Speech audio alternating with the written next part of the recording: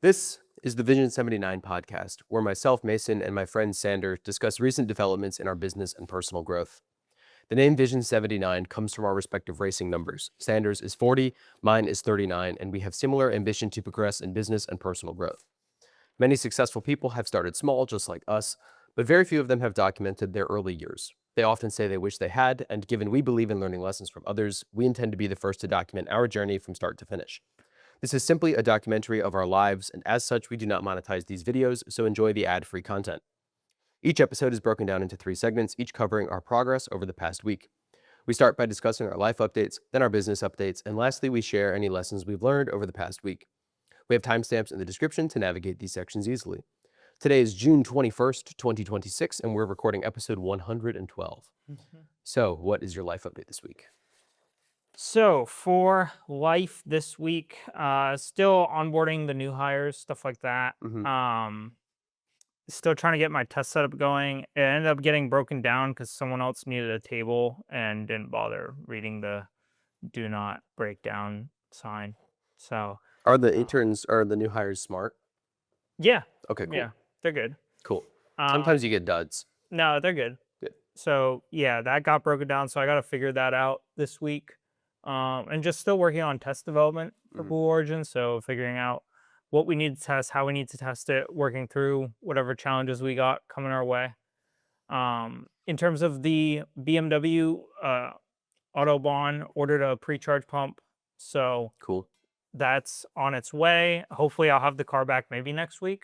Cool. So maybe a little bit later. I don't know. Do you have plans? What? Do you have plans for once you get it back? Try to sell it. Gotcha. Facebook Marketplace, Cars and Bids? Yeah, Facebook Marketplace. Gotcha. Just get cash for it. Cool. So that's what I'll do with that car, I think. At least for the time being, I'd like to get a truck.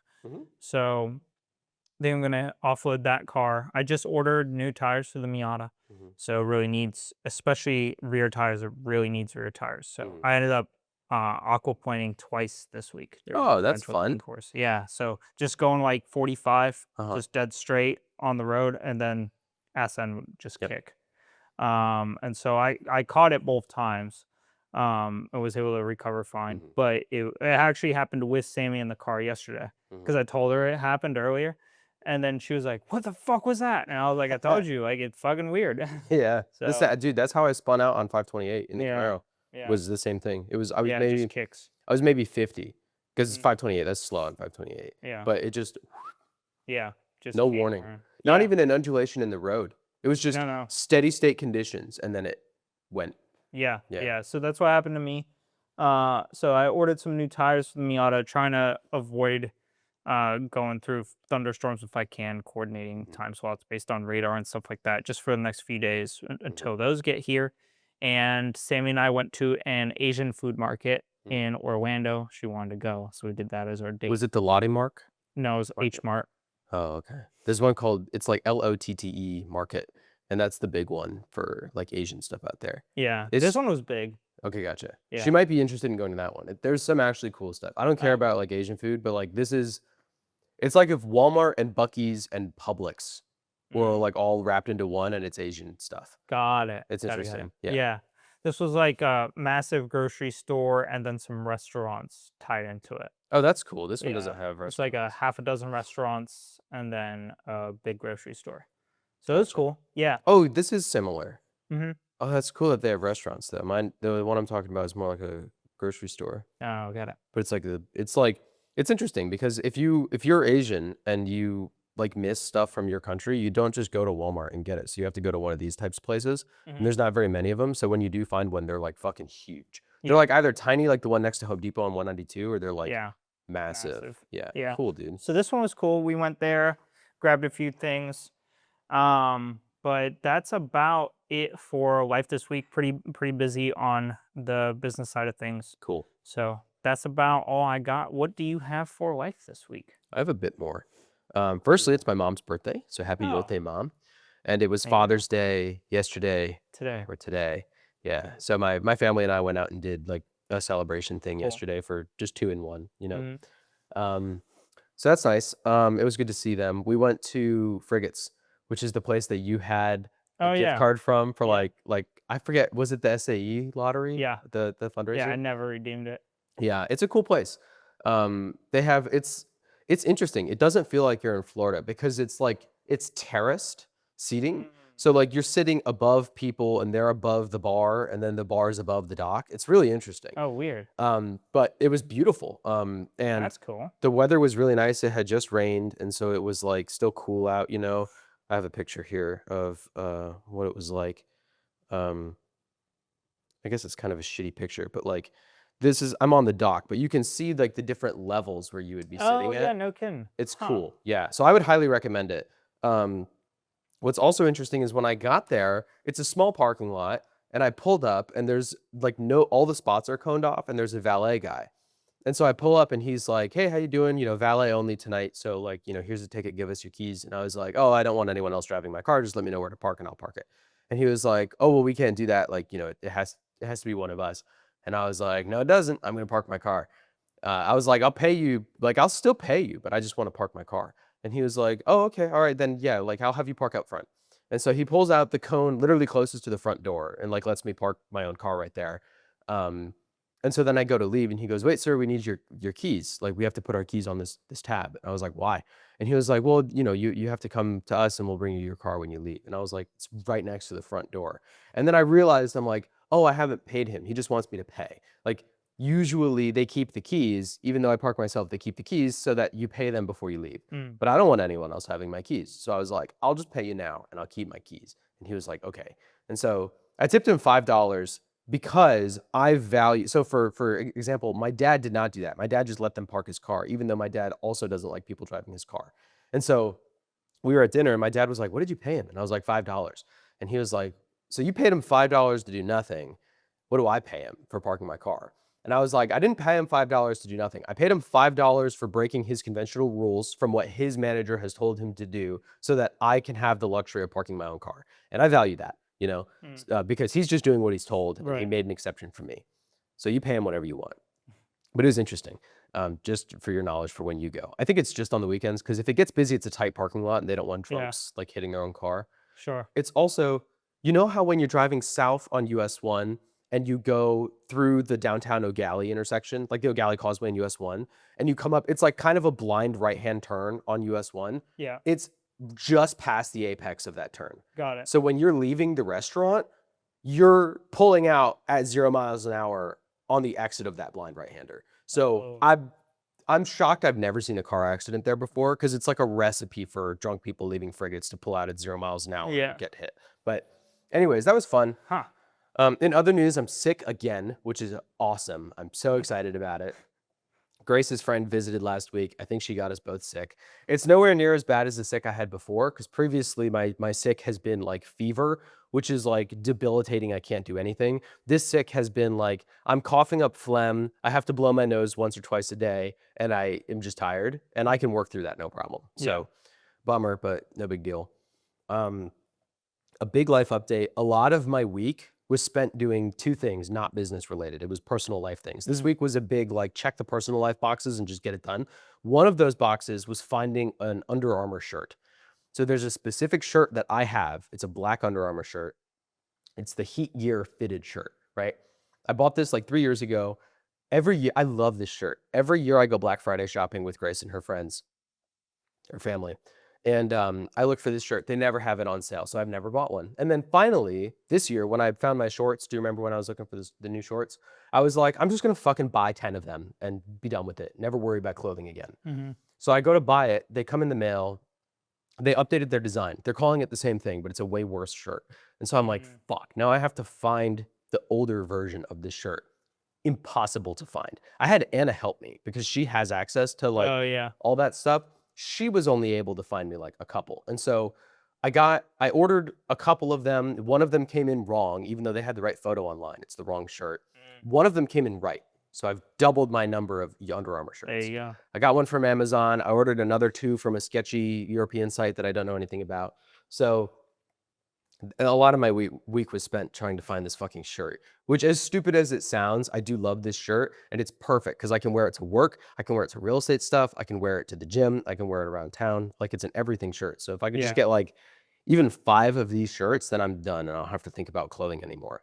My next life update is I realized at some point this week, Ryan, you remember Ryan?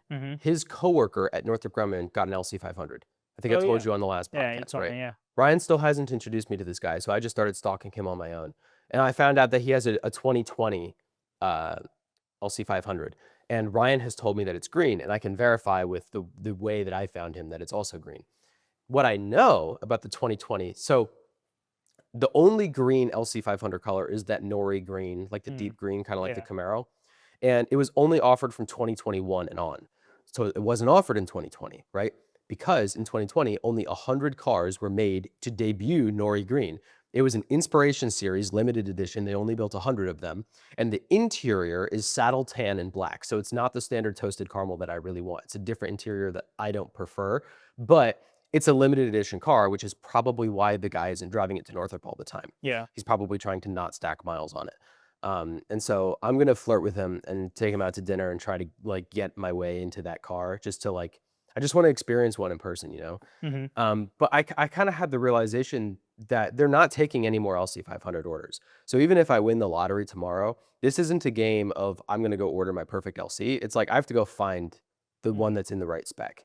And the spec that I want is difficult because I really want the rear wheel steering and the limited slip diff. And that was in the performance package that not everybody got. So I kind of have to do what like Ed Bolian did with finding his Veyron, where I have to use something like VinWiki and go find a car. Right. And this isn't something that I want to like just sit down and do for like a week and a half. This is something I'd rather do passively, like over time. Like if I'm bored and like I'm uninspired or whatever, then I'll spend 15 minutes on VinWiki, right? And so, for example, Grace needed to go shopping or something this week. And so while I was waiting for her to try on clothes, I made a registry in VinWiki. I now have the largest registry of LC 500 VINs in VinWiki to track these cars. None of them have the spec that I want. So I'm going to have to continue tracking them. But while I was in Orlando, I found an LC 500 at the Lexus of Orlando dealership. And I added it to VinWiki, and it was the first LC that I like added to VinWiki. So if you if you see them around town, take photos and give them to me because all I need is the license plate number and a photo of the car. Yeah. So that's cool. That was a fun part of my week. I didn't spend too much time doing that, but it's something that I'm going to do passively from here on to just, you know, try to see like if I won the lottery tomorrow, how long will it take to find the right car, you know? My biggest update is with Northrop Grumman. So the unique work opportunity that I want to take, I need a different SAP clearance for, right? Yep. I have my top secret. Northrop has a different caveat within top secret. So it's like you get your top secret and then there's a caveat within it called T2. And then there's other caveats within it called advanced programs, right? I'm right into a different advanced program under a secret SAP, and that AP advanced program has specific sectors underneath it, right? So I need my T2 clearance to go get read into this SAP. And this SAP in particular has a limited number of billets. So they only let like, I'm just making a number up, 10. They only let 10 people be read into this program at a time. Sure. And then they have to debrief one person to brief in another person. So if this kicks off in the next 6 months, I kind of need my T2 sooner rather than later because after I get my T2, I have to get put in for one of these billets to read into that AP. Yeah. So I talked to my boss about it and he put me in for my T2 this week and I've already gotten the request for paperwork. So now the rest of today and tomorrow probably is going to be spent filling out all this paperwork for Northrop to go do another round of clearancing. Got it. So that's cool. What's also cool is I got my annual review from my boss. And I have it here because it's an unclassified version in someone else's language about the work that I do. So I'm just going to read it real quick. It goes, Mason Yaskovic has been serving as a systems engineer within the redacted unit of the strike enterprise for several years now. And for the past 2.5 years, he's been essentially the main point of contact for systems engineering on a major capability upgrade program through its early infancy. As an extremely junior engineer, this was a tremendous responsibility and one that Mason bore well. Immersing himself in the quagmire of requirements development and shaping, Mason became intimately familiar with the design team and the broader capability upgrade team. integrating well with the organization and building relationships to maintain awareness and involvement in the effort. In the early part of the year, Mason created a mechanism for calculating volatility against both system level and procurement level requirements in both standard and politically sensitive manners. He's been maturing his presentation skills, providing content for and at least preparing to brief at a customer-led preliminary design review. At the dry run events, Mason showed a solid understanding of his material and was able to support a last-minute pivot during the PDR event, driven by customer requests to reinterpret some of the unknowns at the time in both the system-level requirements and in the supplier-level procurement activity, in spite of being deathly ill. This is when I had my fevers in April. Given the critical action out of PDR, Mason has stepped up as a leader in addressing this issue with the greatest expediency, supporting twice-weekly focused meetings to drive the action to closure. In recent weeks, Mason has become trained in control account management, has been granted access and ownership of several control accounts. This will serve as an opportunity to expose Mason to more of the programmatic and business side of our efforts, while also giving him additional responsibility and visibility amongst our leadership. He has also supported the building and early maintenance of a technical program measure dashboard that the redacted intends to use going forward, driving a portion of the conversations with responsible and chief engineers toward determining which metrics require tracking and visibility.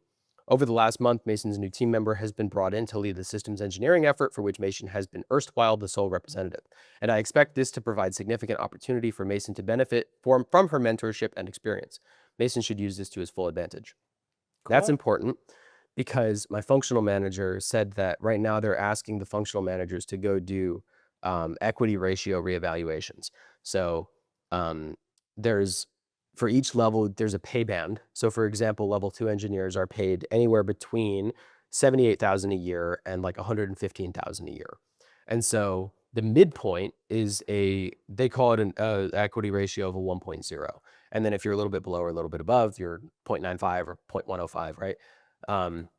And so I'm a little bit below the midpoint, which is the default promotion. They promote you to 0.95 equity ratio. And then from there, you get raises up past 1.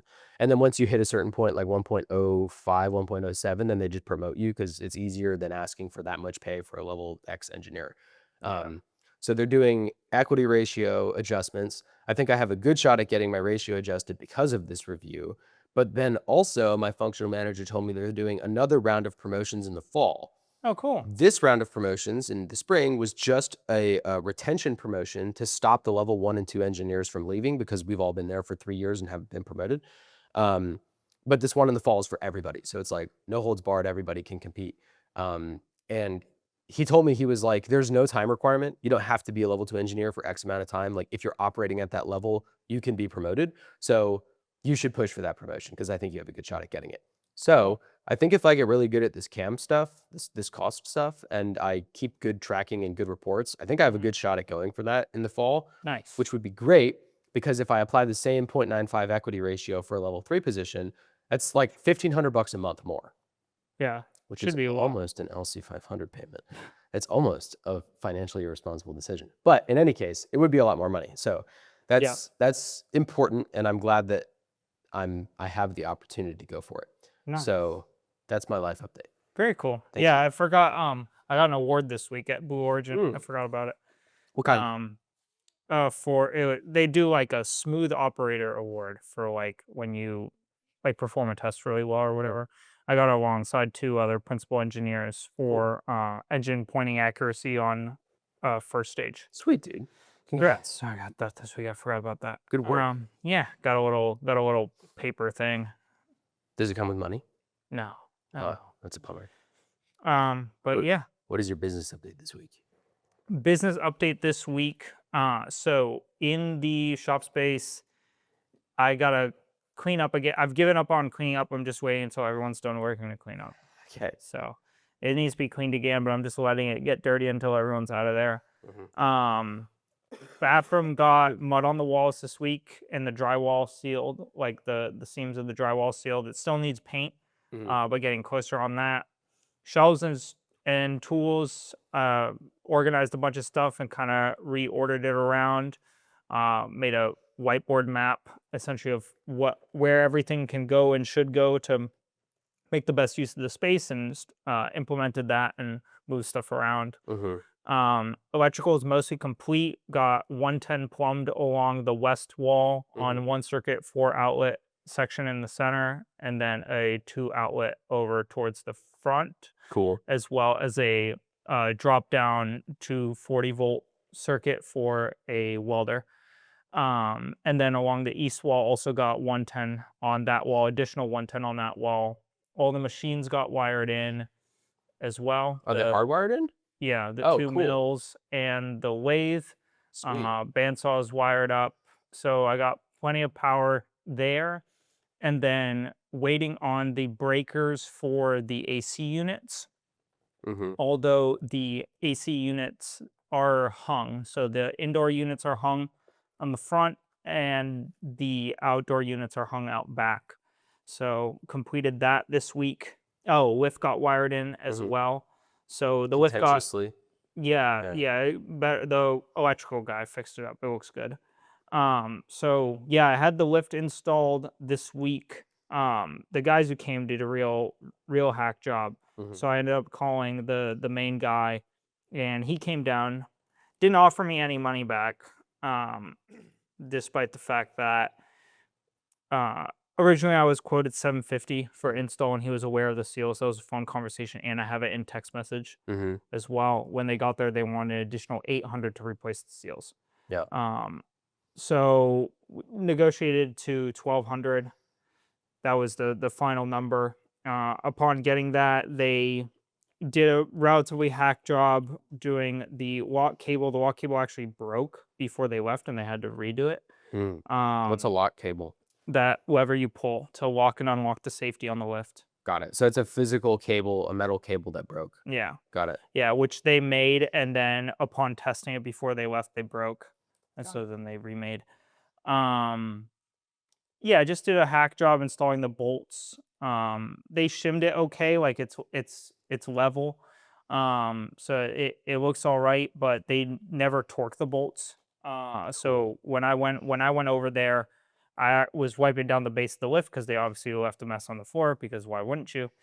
And as I was wiping it down, one of the nuts spun off the bolt on the ground. Cool. So at that point, I called up the main guy and let him know kind of what had went on and what had happened. He drove down yesterday and torqued the bolts, make sure they weren't pulling out of the floor. And this wasn't the guy that did the install. This was the owner or higher up guy. Yeah. Got it. Yeah, main guy. And so he torqued those down on the floor. They were supposed to be at 110. The average across the board was 56. Dude. Yeah. With ranges between 0 and 78.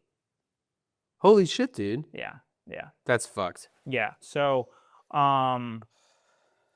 yeah. So like, just hack shit. Like I just hate shit like that. Yeah, that's terrible. Really bothers me. He didn't give you any money back? No. What did he have to say? Did you show him the text messages? Yeah. Can I review bomb him on Google? The best review I can give is not giving him a review on Google at all and telling people in person not to use him.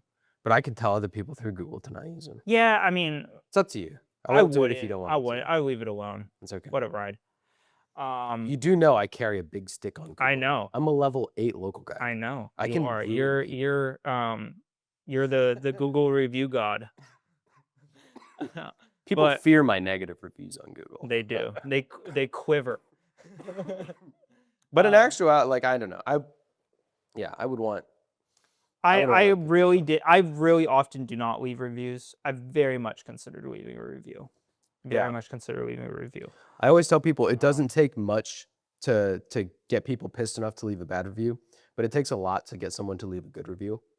And so I try to review as many places as I can. Genuinely, most of them are positive reviews, but the negative ones, I always say, unfortunately, I have to give them X number of stars. Yeah. Here was the bad experience I had. I hope that next time I work with this business, it's a better experience and I can improve my stars. So like a great example, the pho place on 192 here by Pauhana, there's a guy who works there who's like super racist against white people. And it's not just me, because I have other friends that have gone there and experienced the same thing. Yeah. And so in my Google review, I think I gave them 3 stars because like the food was good, but like, dude, super racist. And I put in the review and I was like, I hope I can come back and improve the ratings later. I went there twice, had the same experience both times, left the review. Grace and I went back last week. We had a much better experience. Okay. So I'm going to go one more time. And if it's another good experience, I'll go update my review, right? Because then the bad experiences balance out with the good experiences. So like I do genuinely want to see people improve, because I think that good Google reviews should be to guide the business in the right direction, not just totally eviscerate them, right? But like, that's terrible work, you know? Yeah, and it's a safety thing too, because like if the lift comes off the ground, it could hurt somebody. I mean, if that nut that I spun off had been at 10 foot-pounds rather than 0, right, I probably would have never known. Yep. Because it probably wouldn't have spun off. Yep. The only reason I checked was because one of them spun off. Yep. And it's like, yeah, I was quite disappointed in the quality and care of the work. I know that, a lot of dealerships around here, can show out 10, 20 grand, no problem, for 30 lift installs or whatever it is, right? But like $1,200 is like, it's not a small amount of money. No. Well, and for those dealerships, if a junior tech puts a car on a lift a little too far forward and it starts to pivot and it rips the bolt up and the whole lift falls over, now you have an employee who's injured, you have damage to your shop, you have a customer car that's totaled. Yeah. Yep. It's I was relatively disappointed. Didn't offer any money back.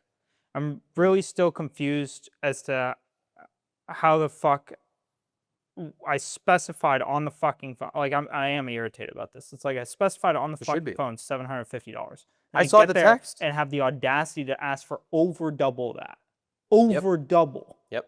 And then not walk it back after you complain, and you show him, and he goes there. Because the main guy's the one who did the torquing, right? So he could see, oh, it's at fucking 0. Yeah.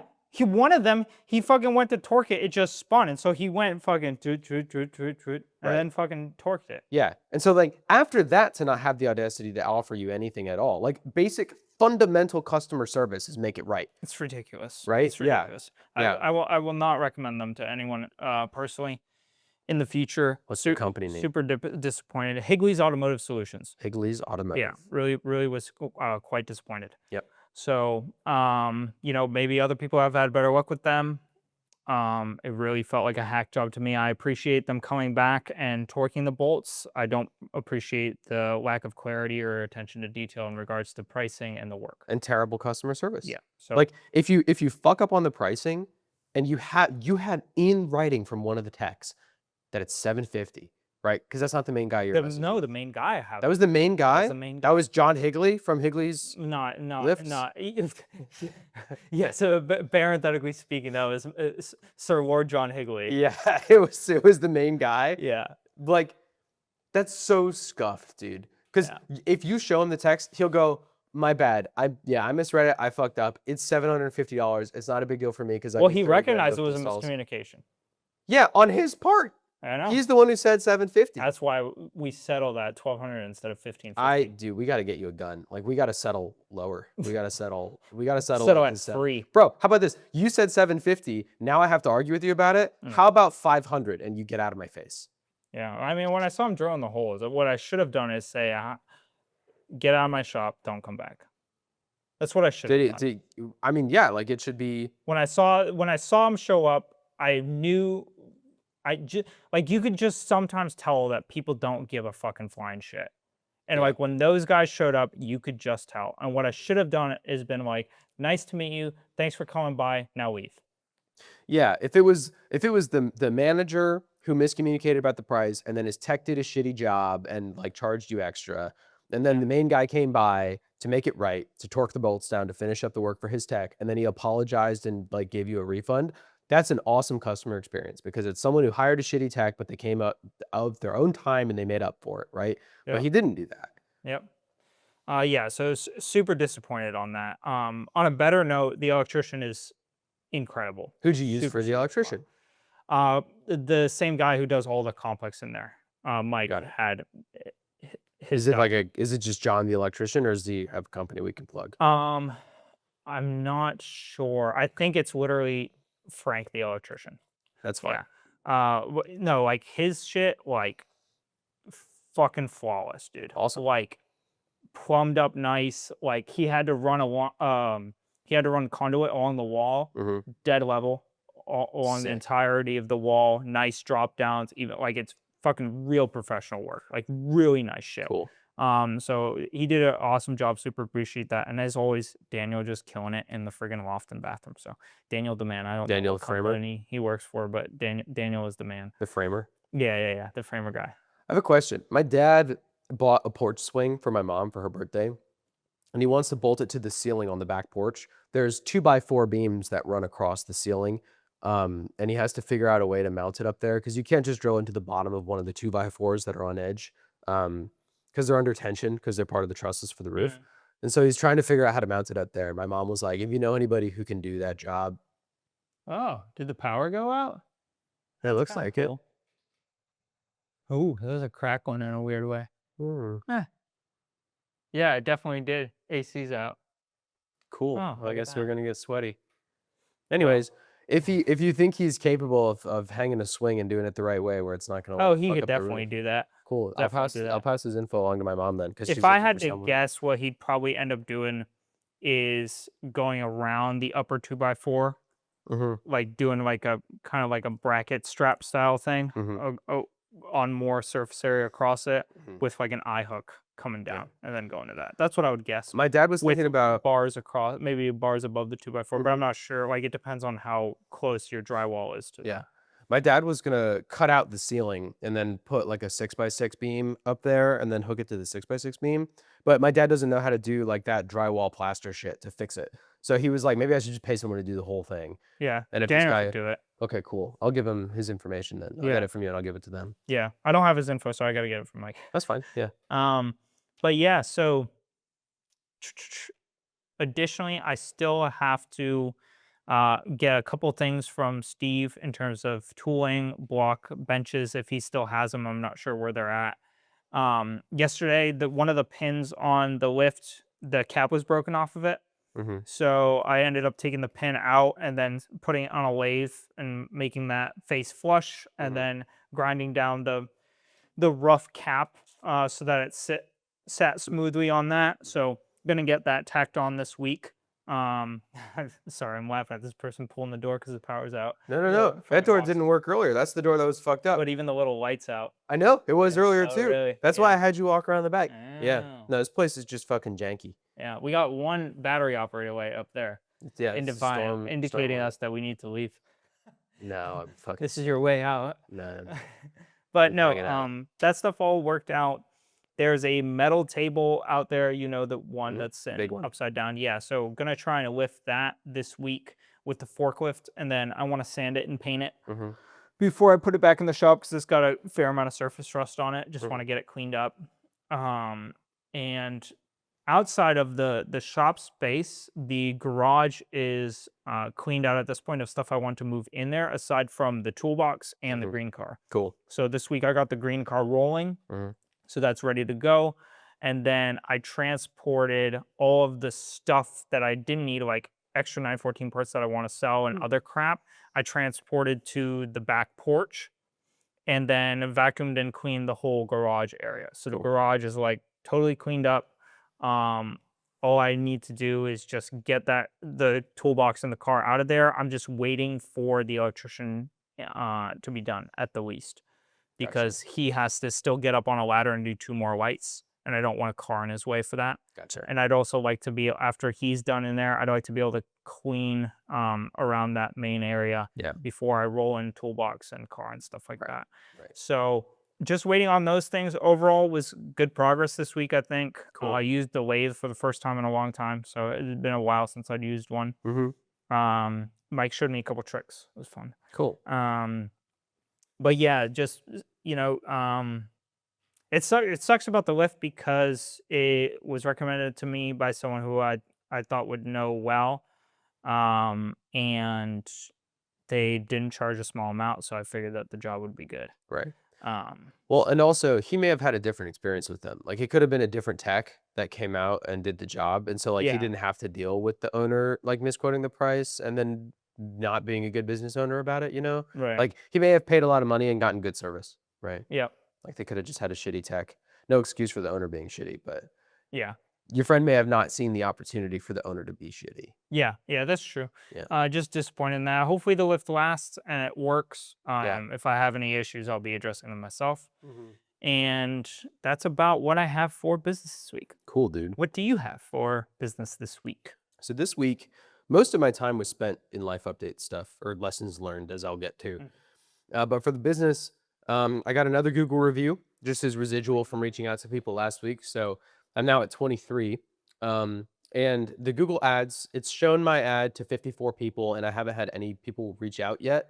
But what I'm realizing is I told Google I'm willing to spend like $300 a week, and I'm clearly not ever going to be paying $300 a week. So I can probably up the amount that I'm willing to spend to like $1,000 a week, because at most it would then charge me $300 a week, which I can afford. So I I'd think be cautious with those limits. I'm going to up it a little bit. Let's You play can that always game. you can always dial it back down. And if you don't get real leads, then you can tell Google, this isn't a real lead, don't charge me. It was a spam call. Sure. And you just show them the transcript and they'll do it. But I might up it a little bit. But what I'm realizing is that's 54 people who saw my ad, like my Google profile, which is still good exposure. And it's free so far because I haven't had to pay anything. So I'm going to try to do the same thing with Grace's for a profile, because that's double the exposure. She doesn't have 20 Google reviews yet. I don't know if you need 20 Google reviews. It's just like the requirement that I had set. But I'll try to get her up to like 15 or 20, and then I'll walk her through how to do the application. Sure. So that's Google. My Facebook ad has reached 6,200 people at 14,000 impressions. So roughly it's being shown twice to people. I've had 70 link clicks, which is cool, but no one has filled out the form. And so I'm still kind of wondering, I'm at $20 ad spend, so it's 28 cents per click.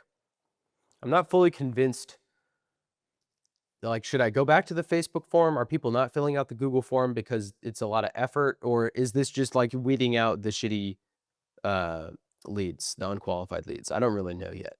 I haven't made a decision. I think I'm just going to let it ride for now, because I like the Google form. It looks professional, has like my face on there and everything. And people know Google Forms, right? Yeah. The only thing that I'm wondering, if you don't have a Google account, like, can you just click on a Google form and fill it out without being logged into a Google page? Or do you have to be logged into a Google account? I don't know. I think it depends on your settings in the form. Then I'll double check that, because I want anyone to be able to fill it out. Like, if people are clicking my link and then it's like, log into Google, they're probably just going to bail, right? It has to be easy for them to fill out. So yeah, I mean, you could also, like, if you want to just test the friction, just make it like a contact DM. Oh, like a message? Yeah. Yeah. Just to make sure that, like, just to, like, your goal with this was to just get the account warmed up, right?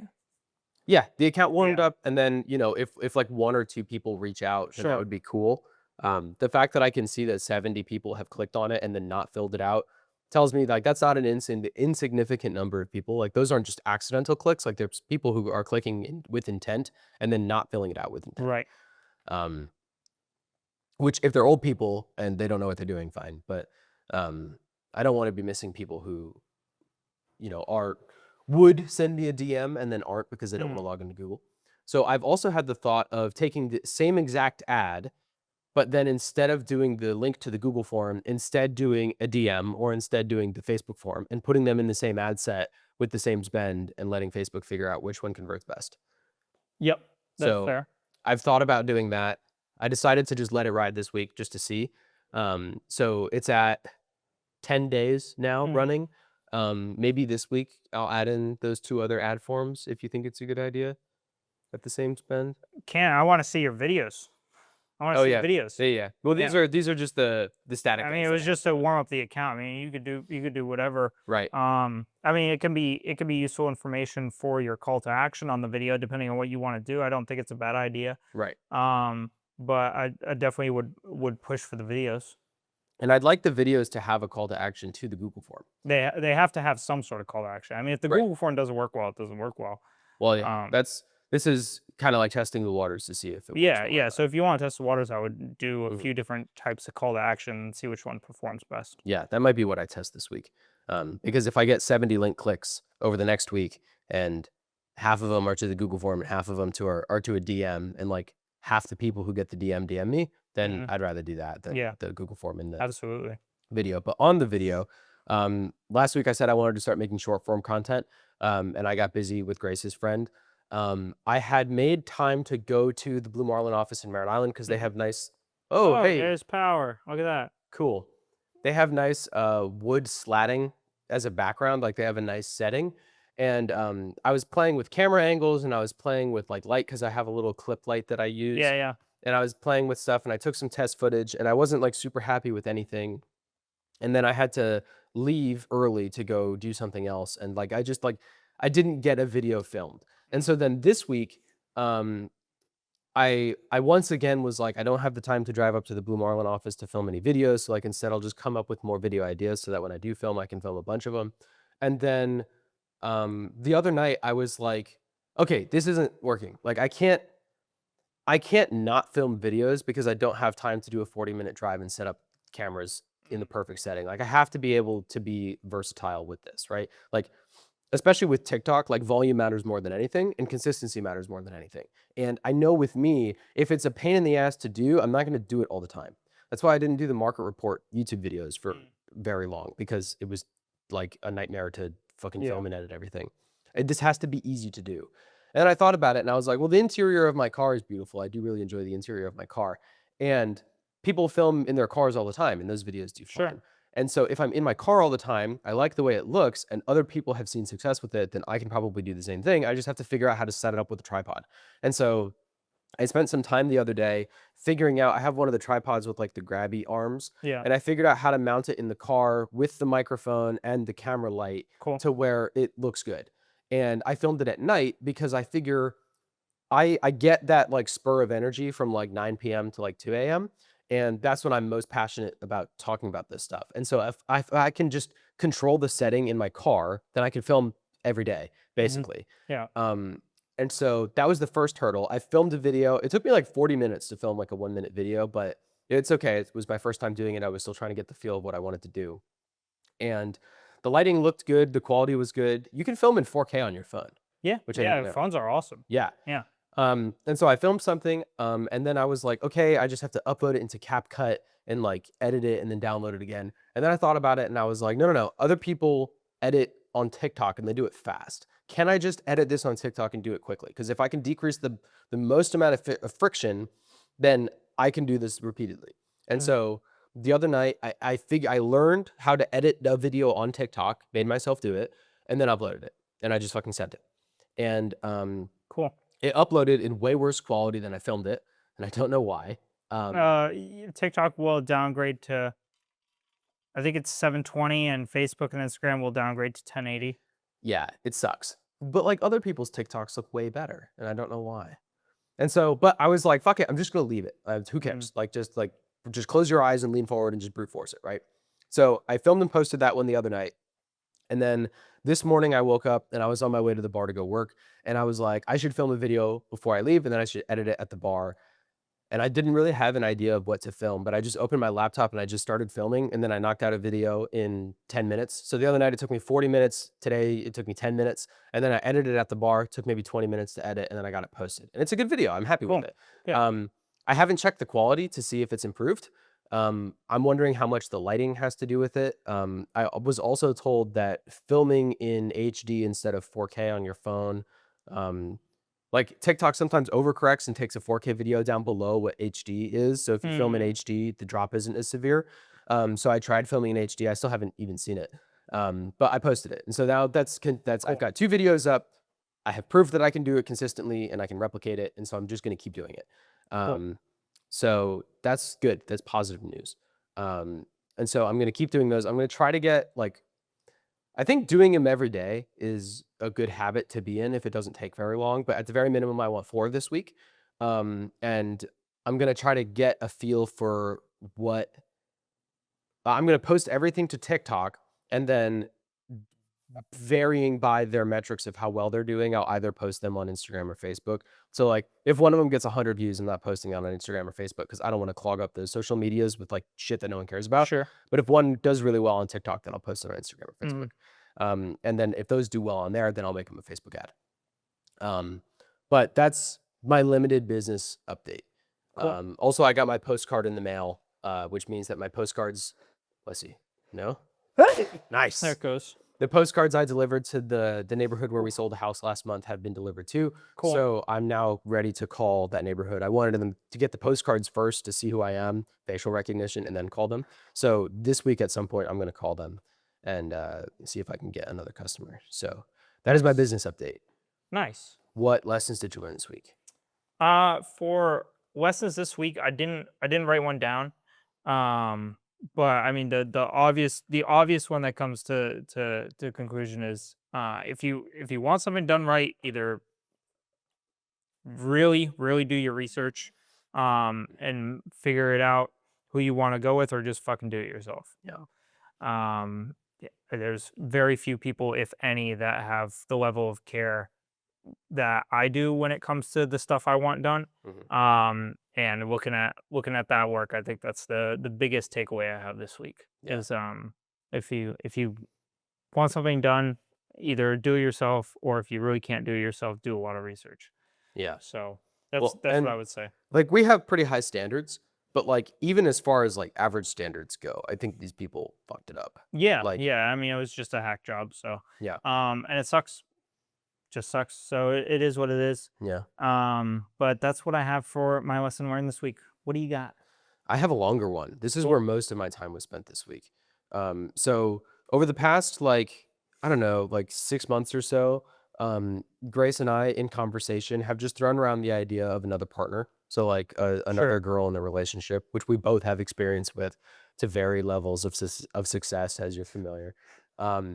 But it's always been like, oh man, like, you know, this would be easier with another person, or this would be easier. So like easy examples are rent and groceries to cost less, right? Per person. Another one is like, the Camaro sucks. And so if it breaks down when I'm at work, then I need Grace to come pick me up. She has to leave work to do it, or she has to wait till the end of her shift. But if we had another person, they could come rescue me.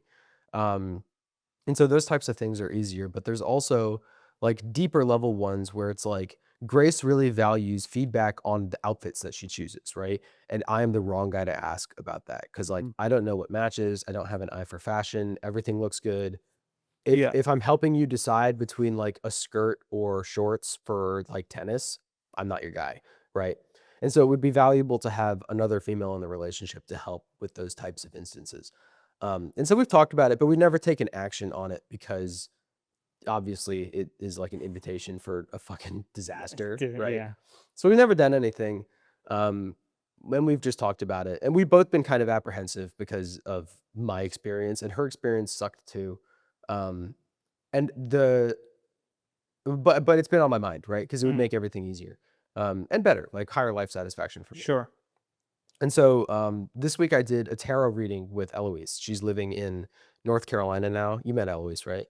She was a bartender at POW. I did a tarot reading with Eloise because they're a lot of fun, and she's struggling right now. And so, you know, I just wanted to show a little love. And I was like, do you think this is a good idea?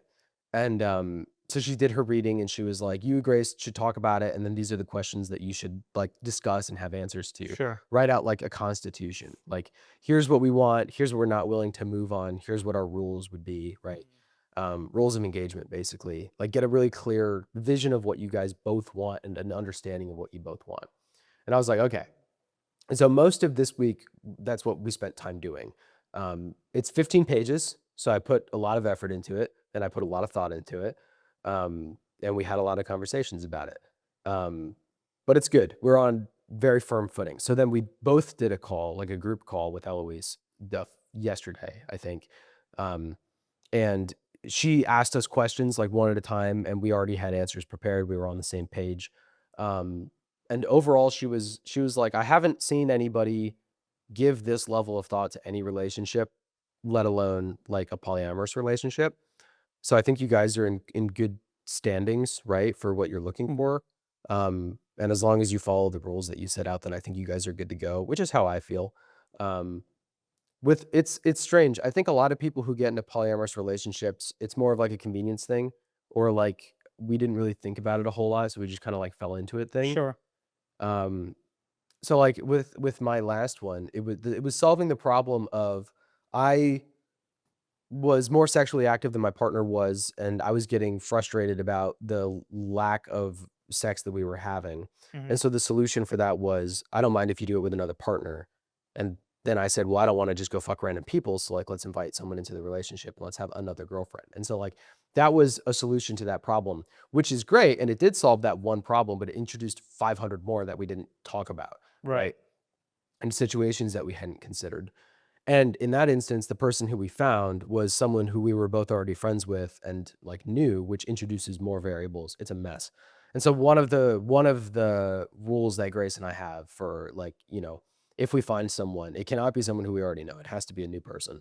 Um, but the whole reason we had this conversation was because it's there's two different ends of the spectrum. There is, I'm going to drop everything and download as many dating apps as I can and go talk to as many people as possible and find this person, which is the extreme schizo crazy, probably something that Mason would do when he gets a task, is just like go all in, right? Hmm.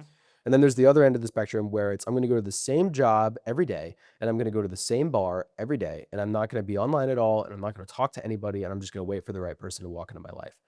Sure. And you're never going to meet someone doing that. And so there's a happy medium somewhere in between where we spend some amount of effort looking for someone, but not enough that it actually debilitates what we're doing every day. And so that's kind of where we've landed. And we don't know what that looks like yet, but it's just, if the opportunity arises where we meet the right person, are we willing to take that risk and take that opportunity or not? And after a bunch of effort, we've decided that it is a good idea to do if we meet the right person. Cool. And so a lot of my week was spent debating, what do you do in this circumstance? What are we both looking for in a partner? Not looking for in a partner. So like, for example, I don't want kids, right? And Sure. Grace doesn't either. That's like a non-negotiable for us. For me, there's 4 variables there. There's time, because I need to be able to dedicate time to this kid, and that's something I'm unwilling to do right now. There's money, which I don't have enough money for a kid, so flat out, just 0 not having kids, right? Those are non-negotiables. And then there's 2 more, which is, I don't know if I've lived enough life to actually pass on good lessons and build a good person. Hmm. And I am not comfortable taking the risk of loving something that much because there's a fear of losing it. And Sure. those are 2 items that I could overcome with personal development, but I have not right now, right? So there's a chance if I win the lottery and I live another 5 years and I feel I have something to impart onto another person, all 4 of those variables could be solved. So by the time I'm in my 30s, I might want a kid. Grace's variables are, I don't want the time or money, A, and then C is, I don't want to carry a child, right? Hmm. And so our requirements for a partner have to meet all of those criteria. And so it's, I don't want a kid right now, but I would be open to one in the future. And if I am open to one in the future, I have to be the one to carry that child because Grace isn't going to be the one to do it. And so those are the type of situations that we would talk through. And there's, 15 pages of it. There's a lot. And so we spent a lot of time debating that this week and just discussing it and rolling it over in our head. And I'm glad that I took the time to do it, because you do it once and then you don't do it again. But it did take a lot of time. So glad that question has been answered and I can go back to my work stuff. Cool. Yeah. Yeah, it was good. Yeah, I can't even keep up with one. Yeah. Which is I mean, not saying that I even fucking like, that implies the potential that I could even pull to, which is like whatever. You could pull 2. Maybe. If But you can like pull one, you even can pull so, 2. it's like yeah, I'm already like just such a shit when it comes to making time. Yeah. So- Well, and that's something else. That's another requirement, is that like, I'm unwilling to dedicate more time to dates. And so like the same amount of dates that we do now have to like fall into the same criteria as with a second person, right? So it's gotcha. like, I'm not willing to drop everything I'm doing if I have another partner to go spend more time with that other partner, because I want to work. Yeah. And I so think that's kind of what happened with your previous situation. yeah, and with somewhat. my previous, Not to like a great extent, but like somewhat, it was taxing. yeah, it was my whole life. Like Yeah. it was all I cared about. Right. And that relationship was when I was still in college and I was on track to go be an engineer, and I was going to work really hard in my 9 to 5 to be the best engineer I can. And then after that relationship, you were like, have you ever considered that there's people who make millions of dollars a year and that could be you? And I was like, I've never considered that. So like, I'm in a very different setting now than I was in that relationship. But one of the things that, another partner would benefit is Grace needs a lot of sleep. And so she goes to bed at like 10 p.m. every night, and then she wakes up at like 8. So she needs like 8 to 10 hours of sleep every night, which means that most nights I'm working alone. And what I've learned in the past 3 months of doing Facebook ads is if I'm working alone and I don't have someone to work with, then I really struggle to make a lot of progress. When I'm working with somebody, it is hugely beneficial. So like when you and I worked on stuff together, we were fucking unstoppable, right? And so if I had a partner who, even if they didn't do real estate with me, but if they had their own stuff going on that they would work on beside me so that we can bounce ideas off of each other and like work late into the night, Sure. that would be beneficial for me. So yeah, that's something that I've considered. So this is where the OnlyFans question came from. Oh, got it. Because I asked Grace, I was like, how are we going to find this person who is like, has an entrepreneurial spirit and is sexually open enough to be in a polyamorous relationship, but self-confident enough to not be insecure about it? Because Yeah, you texted me and you're like, how do people find new OnlyFans models? And I responded and said, for God's sake, just make fucking Facebook ads. Yeah, put the money in Facebook ads. And so I was like, where do we find this unique person? And Grace was like, what about like an OnlyFans model? And I was like, what? Like a what? And she was like, well, think about it. They're sexually open, which means that they're more likely to be bisexual or open to a polyamorous relationship. They run their own business, so they're self-employed and they have an entrepreneurial spirit. A lot of OnlyFans models take the money from OnlyFans and then go build businesses on top of that. They're probably, oh man, what was the other thing? They're probably not valued. Like a lot of OnlyFans models and sex workers in general are not seen as real people by people who are important to them in their life. And I mean, customers, like, they treat you like you're less than people. Sure. Right? And Grace knows this from dancing. And so something that I value in a relationship is I value being thanked and being appreciated. Yeah. And it's not like I go above and beyond and do like, 200% extra, right? It's not like I do anything like super exemplary, but I treat people well and I want to be appreciated for that. And I have found that if you're dating someone who grew up in white suburbia and like was taken care of their whole life, then you're taken for granted a lot and you're not thanked. But if you find somebody who's never really been seen or valued before, and you see them and value them as a person, then they really appreciate that and they really value that and they don't let you forget that.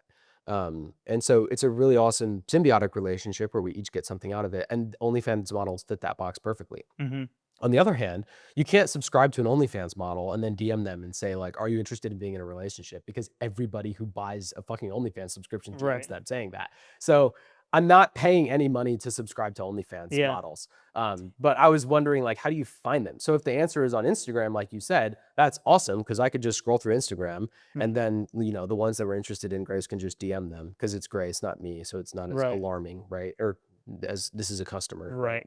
And also when people are interested in poly relationships, it's usually the guy convincing the girl to do it.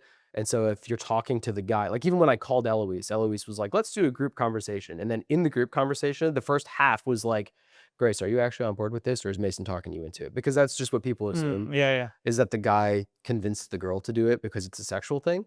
But that's not the case at all. In the last relationship, someone else brought up the idea and then I tailored it. And then in this conversation, I mean, Grace and I both have experience. So we kind of came up with the idea together.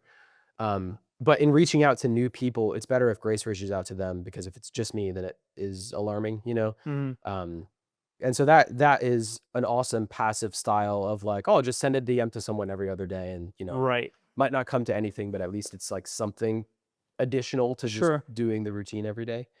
But I mean, something I like to say in terms of like, don't talk down on yourself because if you could pull one, you can pull two. Not that you have to. I don't want to. You don't have to.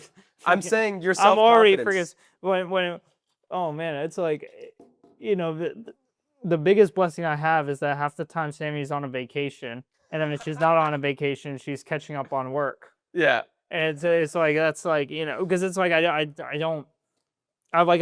just don't make a ton of time, and it's challenging sometimes because I think it can come across as like I don't care, and the evidence presents itself in the fact that like I don't do a lot of stuff that's like traditional relationship style stuff, and I could be better about that, and I've recognized that.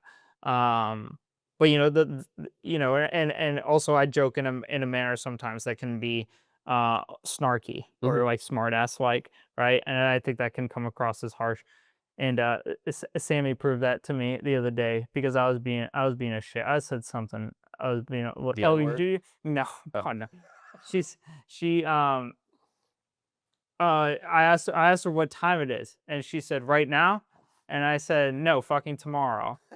And I said some shit thing like that, and she was like, I can be meaner to you if I want to be, and I was like, I bet you can't. And so she pulled up my Instagram and she was like, oh, look at your cart, it's gone, isn't it? I Oh, was like, dude. fuck you. And I went in the garage for 2 hours. So she won that argument. I was like, that's not you. So but I mean, it works out, of course. Dude, did It's you all know games, but Grace had to give her friend a disclaimer about me before she came to town? oh, really? I didn't know about this till afterward, but Grace said, yeah, I had to give, or her friend was in town and she said something about like, oh, dude, we were like summarizing her trip when I was taking her to the airport. And she was like, you are very sarcastic, but I find you funny. And I was like, thanks. And she was like, Grace gave me a heads up. And I was like, what? And she was like, yeah, before I came to town, Grace gave me a heads up like, hey, warning, 98% of the shit that comes out of Mason's mouth is like sarcastic or funny. So like if he says weird shit, just like assume he's joking. And I was like, oh, I guess I do say a lot of those things. And like I was reflecting on it and I was like, I do make a lot of those jokes. And if you don't know who I am, you're probably like, what the fuck is this guy saying? But Right. she was friends with me. So like I That's get the funny. sarcasm thing. Yeah, But yeah. I wasn't speaking to like you should or you shouldn't. I don't care. Like live your life. But in terms of your self-confidence, I have confidence that you can pull to if you wanted to pull to because I Probably, believe in but you. I got a lathe waiting for me. It needs me. There you Needs go. my help. That's my second girlfriend. Is Yeah. a Monarch Double E lathe from 1940. What Needs I my help. what I learned from my first poly relationship is that it's like it's not as complicated as I thought it would be. Like growing up in TV shows and movies, like they idolize like Right. threesomes and stuff like that. And like it's some mythical, magical thing. Like How I Met Your Mother had like a whole bit for like seasons of TV about Mm. like I'm not like, like you're not ready to have a threesome. Like you have to be like super fancy or trained or whatever, right? Like it's a Sure. big, big deal. It's just sex with two people. It's Mhm. if you've had sex with one person, then you know what it's like. And if you imagine doing it with the second person at the same time, that's exactly what it is. And like it's not like it's fun, but it's not like unimaginably Mhm. crazy, Right. And relationships are the same way. It's like it's a relationship with one person, except there's two. And in a lot of cases, it makes things easier. Cause like, for example, when I was dating in my previous relationship, I would be at work and the other girl would go to the gym and then the third girl would go home early and start cooking dinner. And so by the time we all came home, dinner was ready. Like Mm. that's so easy. And if you rotate that, then you're only cooking a third of the week, right? Right. Um, so like I don't know, everything just gets a little bit lighter, and then I experienced higher life satisfaction in that time. Although I'm also cognizant of the fact that that was a more traditional relationship where you spend time outside of work together all the time, and that is not what I have right now. And that is not what I want going forward. Like I either want someone who's there working with me or away and off doing their own thing. Sure. And so, it's not an easy person to find, but Mm. it's not impossible either. And, it could be out there. Right. Um, but yeah, that's kind of the experience that I had is that it's like it's not unimaginable. And with the right person, it's easier. Obviously, with the wrong person, it's the worst thing that's ever happened to me. So choose wisely, right? Choose wisely. Yeah. But yeah, I don't know. It's just something I've been thinking about lately. Think of the Indiana Jones scene where he's got to choose the cup. Oh, Yeah. the choose Choose wisely, wisely the for it, Holy or Grail. it will. For the right cup will give you life, and the wrong cup will take it away. Whatever the line is. That's a great quote. Yeah. Yeah, Yeah. It's a good line. that's the case. Yeah, that's the case. Well, and Grace and I talked about a lot of it because a lot of the stuff is like, what if we find the perfect person, but she has a dog? Because like I don't want to live with a dog. Like that's a hard no for me. And it's like, well, would she be willing to give away the dog? Probably It's a not. bunch of scientists who've had rapid moving cancers lately. Maybe the dog could have some rapid moving cancers lately. So. Conspiracy theory segment on 79. my girlfriend in college lived with her family, and their family had 3 dogs, and she was taking care of the newest dog when it was a puppy, and so it kind of became like her dog.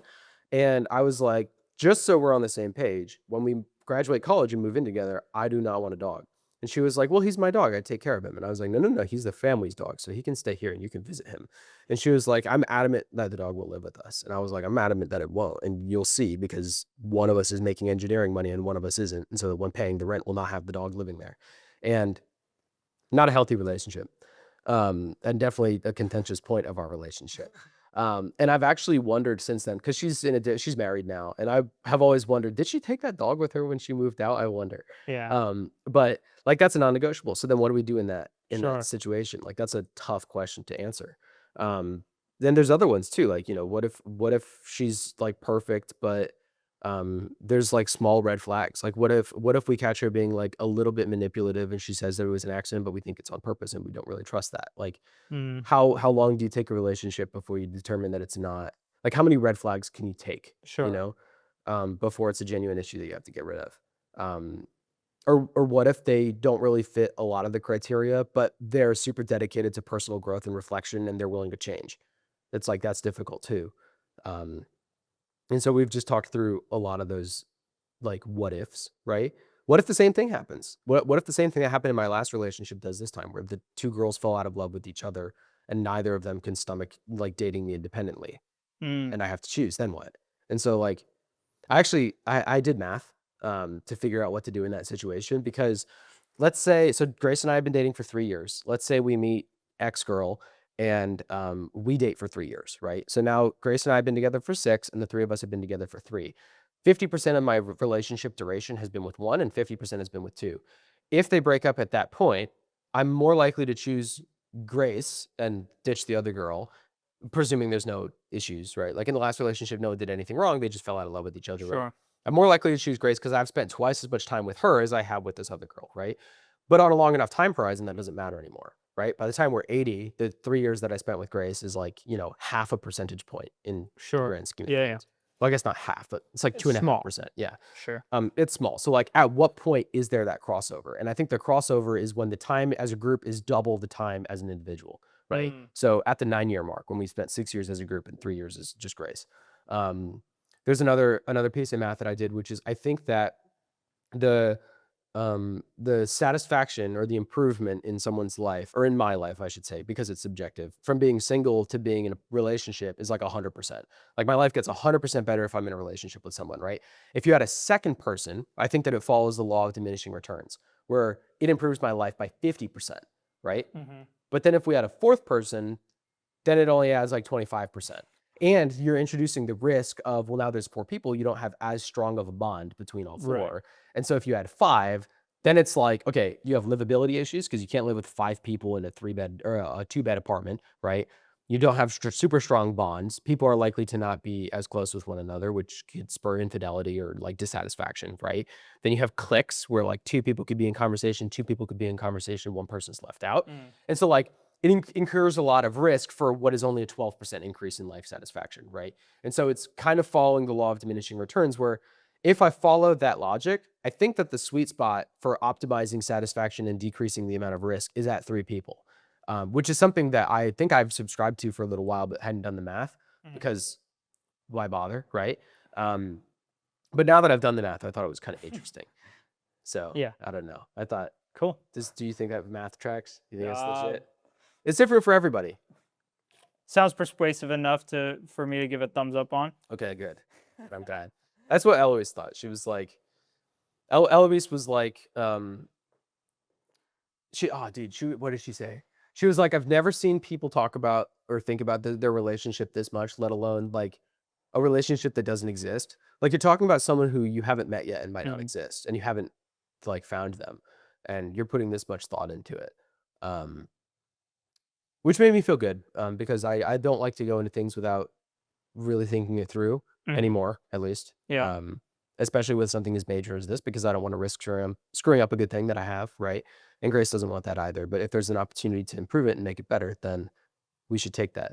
And that's the conclusion that we've come to. Cool. So that's where all my thought and effort has gone into this week. It was a lot of thought and effort, but it shouldn't take up as much time next week at all. So Mm-hmm. I think I'll have more business update this week or next week. Cool. Yeah.